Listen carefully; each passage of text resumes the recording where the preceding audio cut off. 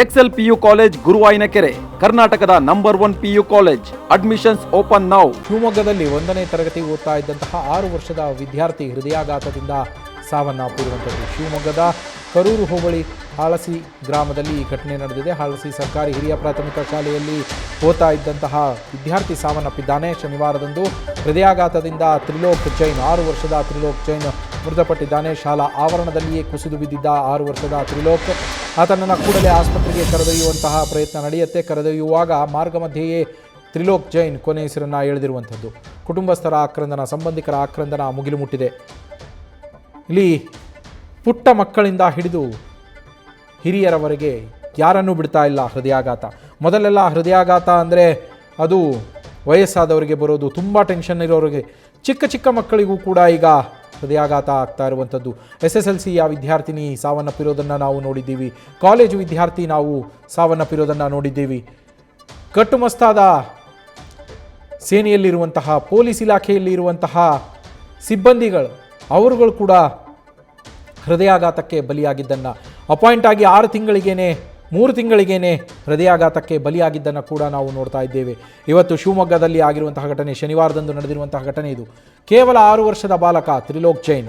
ನಮ್ಮ ಪ್ರತಿನಿಧಿ ಬೆಳಗ್ಗೆ ವಿವರವನ್ನು ಕೊಡುವಂತಹ ಸಂದರ್ಭದಲ್ಲಿ ಹೇಳ್ತಾ ಇದ್ರು, ತ್ರಿಲೋಕ್ ಜೈನ್ಗೆ ಯಾವುದೇ ರೀತಿಯ ಆರೋಗ್ಯ ಸಮಸ್ಯೆಗಳು ಇರಲಿಲ್ಲ, ಚೆನ್ನಾಗಿದ್ದ, ಆಡ್ಕೊಂಡಿದ್ದ. 2 ದಿವಸಗಳ ಹಿಂದಷ್ಟೇ ಶಾಲೆ ಶುರುವಾಗಿತ್ತು. ಶಾಲೆಗೂ ಕೂಡ ಅವನು ಹೋಗಿ ಬಂದಿದ್ದ. 2 ದಿವಸಗಳಿಂದ ಶಾಲೆಗೂ ಹೋಗಿ ಬರ್ತಾ ಇದ್ದ. ಶನಿವಾರದಂದು ಕೂಡ ಶಾಲೆಗೆ ಹೋಗಿದ್ದಾನೆ. ಇನ್ನೇನು ಶಾಲೆ ಮುಗಿಸಿಕೊಂಡು ಮನೆಗೆ ವಾಪಸ್ ಹೋಗಬೇಕು. ಆ ಸಂದರ್ಭದಲ್ಲಿ ಶಾಲೆಯ ಆವರಣದಲ್ಲೇ ಕುಸಿದು ಬಿದ್ದಿದ್ದಾನೆ. ಏನಾಯಿತು ಅಂತೇಳಿ ಶಿಕ್ಷಕರು ಹೋಗಿ ನೋಡಿ ತೀವ್ರ ಅಸ್ವಸ್ಥಗೊಂಡಿದ್ದಂತಹ ತ್ರಿಲೋಕ್ನನ್ನು ಆಸ್ಪತ್ರೆಗೆ ಕರೆದುಕೊಂಡು ಹೋಗಬೇಕು ಅಂತ ಕರೆದುಕೊಂಡು ಹೋಗ್ತಾ ಇದ್ದಂತಹ ಸಂದರ್ಭದಲ್ಲಿ ಮಾರ್ಗ ಮಧ್ಯೆ ತ್ರಿಲೋಕ್ ಕೊನೆ ಹೆಸರನ್ನು ಎಳೆದಿರುವಂಥದ್ದು.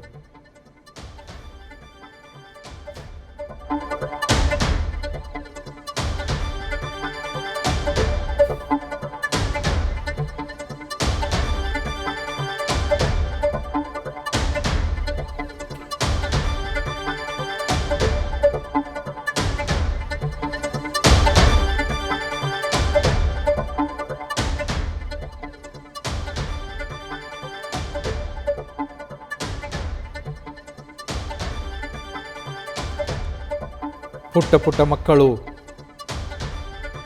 ಯುವಜನತೆ, ವಯಸ್ಕರು, ಹಿರಿಯರು ಎಲ್ಲರೂ ಕೂಡ ಈಗ ಹೃದಯಾಘಾತ ಅನ್ನೋ ಮಹಾಮಾರಿಗೆ ಬಲಿಯಾಗ್ತಾ ಇದ್ದಾರೆ.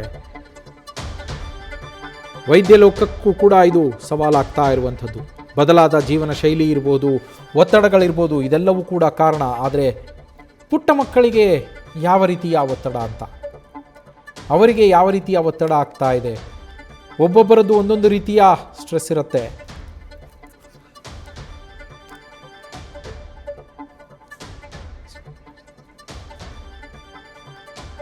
ಇದರ ಬಗ್ಗೆ ಮಾತನಾಡೋದಕ್ಕೆ ನಮ್ಮ ಜೊತೆ doctor Pavithra Vishwanathan, ICU and emergency consultant ಸಂಪರ್ಕದಲ್ಲಿದ್ದಾರೆ. ಮೇಡಮ್ ನಮಸ್ಕಾರ. ನಮಸ್ಕಾರ ಮೇಡಮ್, 6 ವರ್ಷದ ಒಬ್ಬ ಬಾಲಕ ಹೃದಯಾಘಾತದಿಂದ ಮೃತಪಟ್ಟಿದ್ದಾನೆ ಶಿವಮೊಗ್ಗದಲ್ಲಿ.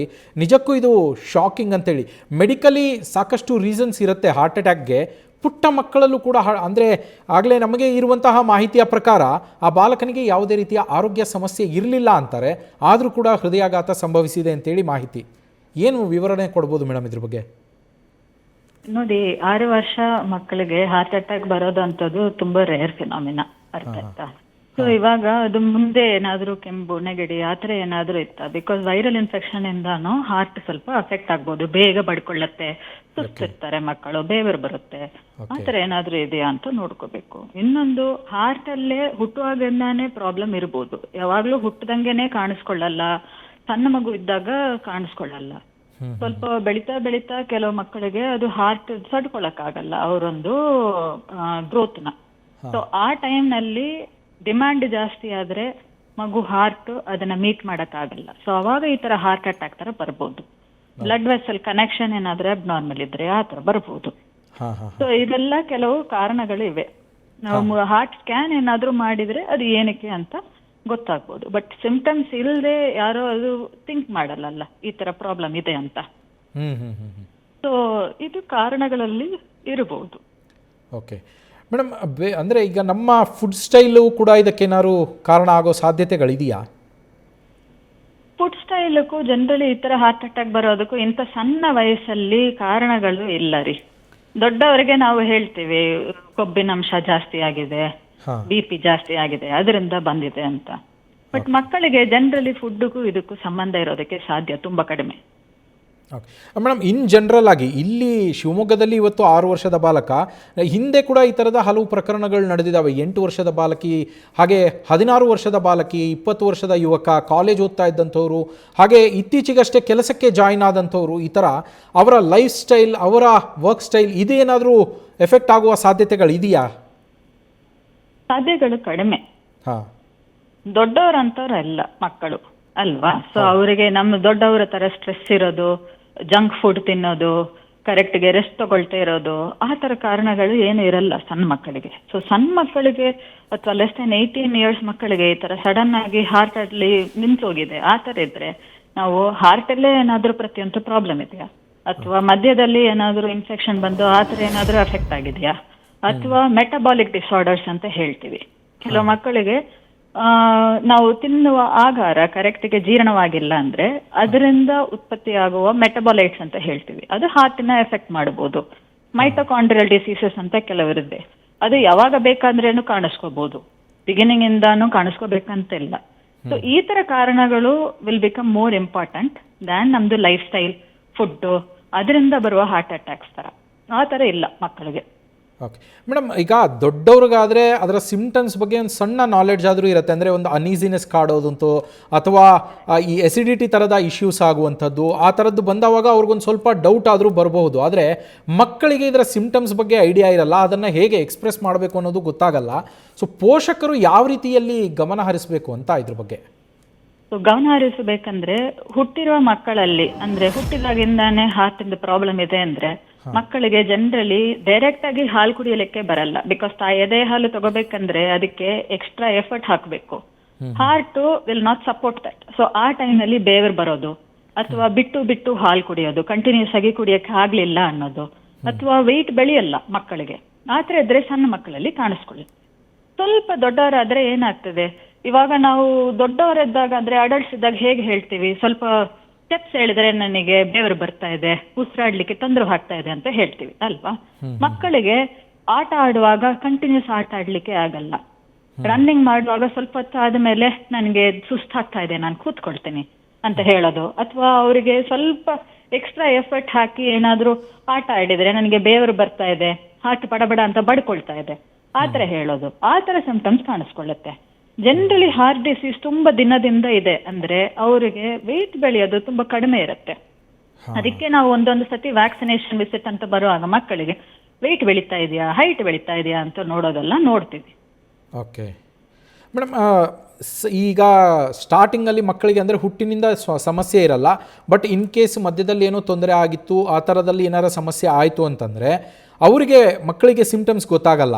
ಈಗ ಹಿರಿಯರಿಗೂ ಕೂಡ ಅದು ಗೊತ್ತಾಗತ್ತೆ ಅಂತಿಲ್ಲ, ಯಾಕಂದರೆ ಮಕ್ಕಳು ಆಟ ಆಡೋಕ್ಕೆ ಹೋದವಾಗ ವಾಪಸ್ ಬಂದ ಮೇಲೆ ಈ ಥರ ಆಯಿತು ಅಂತ ಹೇಳ್ತಾರೆ ಅಂತಲೂ ಇಲ್ಲ. ಪ್ರಿಕಾಷನರಿ ಮೆಷರ್ಸ್ ಯಾವ ರೀತಿ ತೊಗೋಬಹುದು ಪೋಷಕರು ಅಂತ?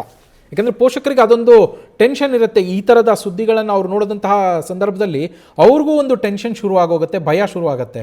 ಅವರ ಆತಂಕವನ್ನು ದೂರ ಮಾಡೋದಕ್ಕೆ ಸಜೆಷನ್ಸ್ ಏನಿದೆ ಅಂತ? ಕರೆಕ್ಟ್. ಈ ತರ ನ್ಯೂಸ್ ನೋಡುವಾಗ ಯಾರೇ ಇದ್ರೇನು ಸ್ವಲ್ಪ ಟೆನ್ಷನ್ ಆಗತ್ತೆ, ನಮ್ಮ ಮಗುಗೆ ಈ ತರ ಬಂದ್ರೆ ಆಗ್ಬಿಟ್ರೆ ಅಂತ ನೀವು ಹೇಳೋದು ವೆರಿ ಕರೆಕ್ಟ್ ಪಾಯಿಂಟ್. ಸೊ ಅದಕ್ಕೆ ನಾವು ಗುಡ್ ವೆಲ್ನೆಸ್ ವಿಸಿಟ್ಸ್ ಅಂತ ಹೇಳ್ತೀವಿ ಮಕ್ಕಳಿಗೆ. ಬರೀ ಕೆಮ್ಮು ನೆಗಡಿ ಜ್ವರ ಇದ್ದಾಗ ಮಾತ್ರ ಪೀಡಿಯಾಟ್ರಿಷಿಯನ್ ಹತ್ರ ಹೋಗೋದು ಬಿಟ್ಟು ವೆಲ್ನೆಸ್ ವಿಸಿಟ್ ಅಂತ ಹೋಗಬೇಕು. ನೀವು ವ್ಯಾಕ್ಸಿನ್ ತಗೊಳಕ್ಕೆ ಹೋಗುವಾಗ ಅದಕ್ಕೆ ಟಾಪ್ ಟು ಬಾಟಮ್ ಎಲ್ಲ ಪೀಡಿಯಾಟ್ರಿಷಿಯನ್ಸ್ ಎಕ್ಸಾಮಿನ್ ಮಾಡೋದು, ಏನಾದ್ರೂ ಉಂಟಾ ಇಲ್ವಾ ಅಂತ. ಅವಾಗ ಎಕ್ಸಾಮಿನ್ ಮಾಡಿದ್ರೆ ಮಾತ್ರ ಗೊತ್ತಾಗೋದು. ಬಿಕಾಸ್ ಮಕ್ಕಳು ನೀವು ಹೇಳ್ದಂಗೆ ಎಲ್ಲ ಟೈಮ್ನು ಬಂದು ಹೇಳಲ್ಲ ನನಗೆ ಸುಸ್ತಾಗ್ತಿದೆ, ಬೇವರು ಬರ್ತಾ ಇದೆ ಅಂತ ಹೇಳೋದು. ಅಂಡ್ ಪೋಷಕರಿಗೆ ಗೊತ್ತಾಗತ್ತೆ ವೆಯ್ಟ್ ಬೆಳೀತಾ ಇಲ್ಲ ಅಲ್ಲ ಮಗು, ಶರ್ಟ್ ಸೈಜ್ ಹಂಗೆ ಇದೆ 2 ವರ್ಷದಿಂದ, ಹೆಚ್ಚೆ ಹಾಕ್ತಾ ಇಲ್ಲ, ಈ ತರ ಇರೋದೆಲ್ಲ ಸಾಫ್ಟ್ ಸೈನ್ಸ್ ಅಂತ ಹೇಳ್ತೀವಿ. ಅವರೇ ಬಂದು ಹೇಳ್ತಾರೆ something is not right madam, ನನಗೆ ಏನೋ ಸರಿ ಇಲ್ಲ ಅಂತ ಅನಿಸ್ತಾ ಇದೆ ನೋಡಿ ಅಂತ. ಅವಾಗ ಗೊತ್ತಾಗ್ಬಿಡುತ್ತೆ. ಬಿಕಾಸ್ ನಾವು ಎಕ್ಸಾಮಿನ್ ಮಾಡೋದು ಇದು ಇದೆ ಇದು ಇಲ್ಲ ಅಂತ ಹೇಳೋದು ಬಹಳ ಕಷ್ಟ ಆಗ್ತದೆ. Okay ma'am, thank you ma'am, thank you very much. ತುಂಬ ವ್ಯಾಲ್ಯೂಯಬಲ್ ಇನ್ಫಾರ್ಮೇಷನ್. ಹಾಗೆ ಪೋಷಕರು ಮಕ್ಕಳ ಬಗ್ಗೆ ಯಾವ ರೀತಿ ಎಚ್ಚರಿಕೆಯನ್ನು ತೆಗೆದುಕೊಳ್ಬೇಕು ಅನ್ನೋದ್ರ ಬಗ್ಗೆ ಕೂಡ ಡಾಕ್ಟರ್ ಪವಿತ್ರ ವಿಶ್ವನಾಥನ್ ಅವರು ತಿಳಿಸಿಕೊಡ್ತಾ ಇದ್ರು. ಮಕ್ಕಳ ಹೃದಯವಷ್ಟೇ ಅಲ್ಲ, ಎಲ್ಲರ ಹೃದಯವೂ ಕೂಡ ಜೋಪಾನವಾಗಿರಬೇಕು. ಇನ್ನಷ್ಟು ಸುದ್ದಿಯನ್ನು ನೋಡೋಣ ಚಿಕ್ಕ ಬ್ರೇಕ್ನ ನಂತರ. ನ್ಯೂಸ್ ಫಸ್ಟ್ ನಿರ್ಭೀತಿಯಿಂದ ನಿಮ್ಮ ಪರವಾಗಿ.